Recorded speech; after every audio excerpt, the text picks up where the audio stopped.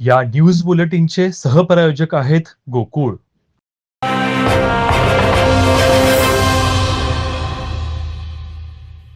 आयुष्यभर संघर्षाच्या धगीत केलेला प्रवास तळपता उन्हात सफल होतो. ज्यानं धग सोसली आणि संयम बाळगला त्याला मोठं होण्यासाठी कोणाच्या शिफारशी गरज नसते.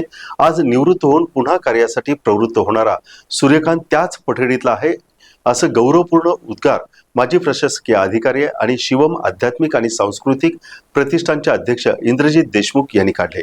38 वर्षाच्या प्रदीर्घ सेवेनंतर निवृत्त होणाऱ्या कोल्हापुरातील SM लोहिया हायस्कूल आणि ज्युनियर कॉलेजचे प्राचार्य सूर्यकांत चव्हाण यांच्या सेवानिवृत्तीपर गौरव समारंभात प्रमुख पाहुणे म्हणून इंद्रजित देशमुख बोलत होते. दी न्यू एज्युकेशन सोसायटीच्या नियामक मंडळाचे सल्लागार विनोद कुमार लोहिया यांच्या अध्यक्षतेखाली हा कार्यक्रम झाला. इंद्रजित देशमुख यांनी ज्ञानेश्वरीच्या पसायदानाचा संदर्भ देऊन आजच्या सामाजिक परिस्थितीवरती मार्मिक भाष्य केलं.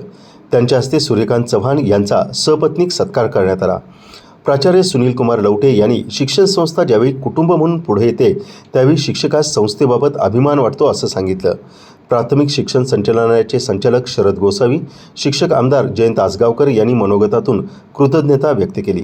प्रारंभी संस्थेचे अध्यक्ष पद्माकर सप्रे, निर्मल लोहिया, नितीन वाडेकर, नेमचंद संघवी, दादा लाड, मकरंद गोंधळी, किरण लोहार, प्रभाकर हेरवाडे, महेश जाधव यांचा देखील सत्कार करण्यात आला. गौरव समितीचे कार्याध्यक्ष सयाजीराव पाटील, अमोल जाधव, प्राचार्य प्रभाकर हेरवाडे यांनी कार्यक्रम यशस्वीतेसाठी परिश्रम घेतले. सागर बगाडे यांनी मानपत्राचं वाचन केलं. प्राचार्य सूर्यकांत चव्हाण यांनी सत्कारास समयोचित कृतज्ञता व्यक्त केली. सूत्रसंचालन निशांत गोंधळी, शुभदा हिरेमेट यांनी केलं.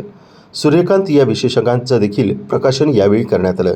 कार्यक्रमास कोरगावकर हायस्कूलचे मुख्याध्यापक संजय सौंदलगे, राजेंद्र वन्ने, पंडित पवार, सर्व शाळांचे मुख्याध्यापक, शिक्षक, साहित्यिक, सांस्कृतिक, शैक्षणिक क्षेत्रातील अनेक मान्यवर उपस्थित होते.